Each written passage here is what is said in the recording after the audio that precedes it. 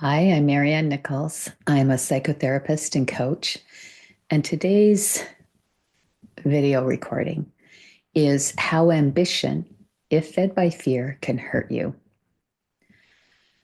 Unhealthy ambition drives us to win at almost any cost. We rationalize bad behavior. Oh, that person really deserved it, or something like that. We manipulate. Everything becomes transactional. I'll help you if you get me clients, for instance. We excuse or justify our own bad behavior in order to feel better about what we do. It isn't that we're bad people or want to hurt others.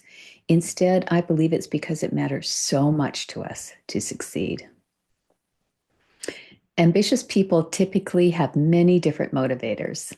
For the purpose of this discussion today, I've lumped them into external and internal motivators. Today, I'll talk about external motivators. There are at least three: upbringing and environment, peers and mentors, and feedback and accountability. These are sometimes called image making motivators. They include our family norms, school norms growing up, the cultural norms of our neighborhood. Most importantly, are the family influences. Whether or not you grew up in a loving and supportive family or a less supportive one, the norms of your family will be powerful influencers on what motivates you. Children learn by copying their caretakers, parents, grandparents, nannies, any adult who they are around and who they bond with.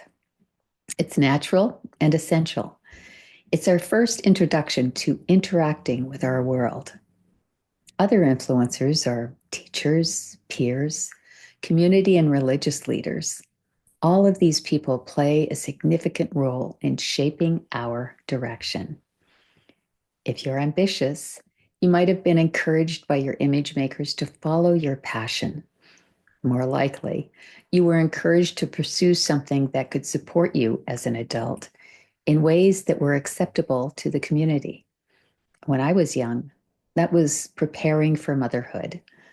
If I was to work, it was assumed that work would last until I was married and pregnant. From then on, my role was strictly defined. As it happened, that wasn't the role I wanted.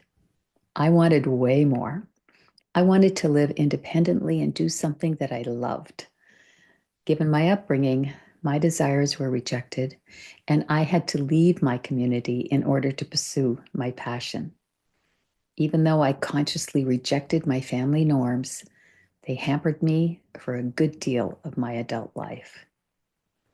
At the best of times, with few exceptions, our parents want us to be safe, so they encourage safety over passion. Accounting, medicine, management, business, agriculture, even housekeeping and parenting inside a safe and secure family home. Any adult role that will pay the bills and leave something for the next generation. The problem is that if what our parents want doesn't match what we want, then no amount of effort will feed us spiritually. Any ambition we have based on safety will be driven by fear of not making it in our own chosen community or disappointing our image makers. In my case, all I knew as a young adult was that I didn't want what my parents wanted for me. Even though I did go my own way, the norms I grew up with kept tripping me so that I wasn't sure about the rightness of my decisions and actions. There was this underlying fear that I was somehow wrong. I was somehow not enough. The only way I knew how to counter that fear was to ignore it and plow forward. I did move forward, but it was as if there was this huge weight dragging along behind me. It took so much effort on my part to counter that inner doubt and fear that I eventually burnt out.